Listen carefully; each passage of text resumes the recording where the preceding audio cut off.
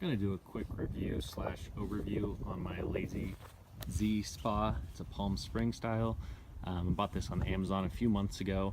Been using it pretty solidly through the summer. It's starting to get cold out and I've decided I need to upgrade to a more permanent hot tub. So I'm going to be listing this one for sale, but I wanted to do a quick review because I have got a lot of use out of it.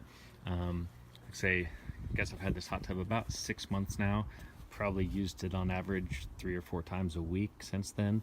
It's been a very good spa for what it is. I think it was around $350 or $400 on Amazon. I did buy one of the little seats that you can use for it. It's kind of nice just to prop you up off the bottom of it. We had a little wind last week, so you can see it's a little dirty in there.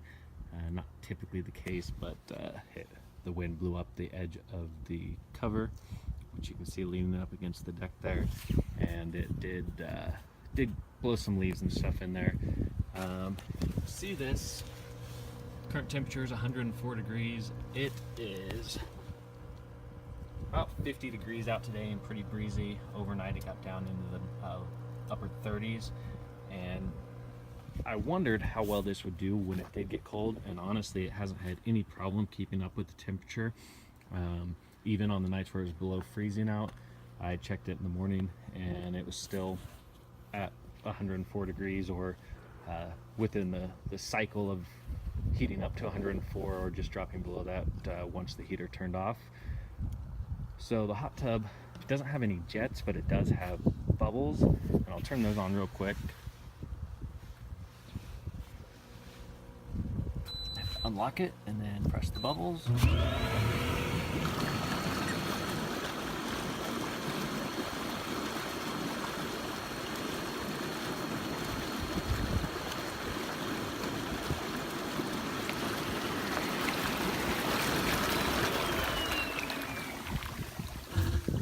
The bubbles are actually way better than I expected them to be. When I bought the hot tub, I didn't think that I would really use them. I really like to just kind of relax, and I didn't think they'd do much for you, but they really are massaging when you're sitting in there with the bubbles, so I got a lot more use out of them than I expected. Now, the one issue that you run into with the bubbles is that this hot tub runs just on the standard outlet, a 110. You just plug it into your house, and the pump for the bubbles and the heater can't run at the same time. So especially when it's cold outside, you're pumping ambient air through the hot tub. I really haven't even tried it because I know it's not going to work well, but you're going to lose a lot of temperature while you sit in there with the bubbles on if it's cold outside. So for me, I used the bubbles when it was nice out. Really haven't used them when it's cold out because I know it's not going to work well. But like I said, for what the hot tub is, it's been great.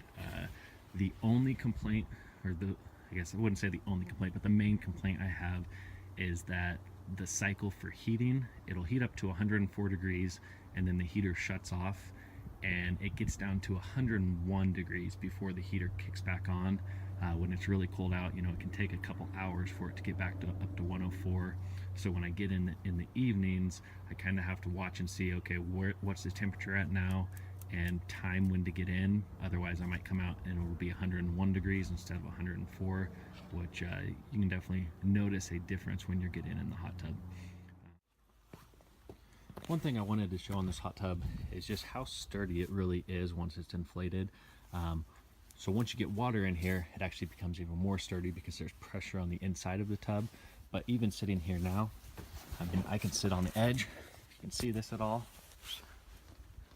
and it's very sturdy. It doesn't feel like it wants to collapse, nothing like that. Really, it's just there's a little bit of give to it, but it's pretty firm. You could sit around the top of it, not have problems there. One other thing I wanted to mention that I don't like about this hot tub is that if you don't touch anything on the control panel for 72 hours, it will shut off. It's some type of a safety feature, and so it makes it a pain if you're going to be out of town, where when you get back to town you're going to have to wait for it to heat back up.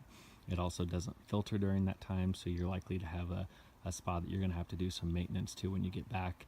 It would prohibit you from using one of these at a guest house or somewhere where you're not going to be regularly. And also, like I said, didn't use the bubbles when I got in the hot tub if it was cold outside. And there were a couple times where I just forgot to push a button for a couple days. And, you know, I was using it during that time, but since I didn't touch the control panel and reset things, it shut off, and then I had to deal with a cold hot tub when I was trying to get in it in the evening.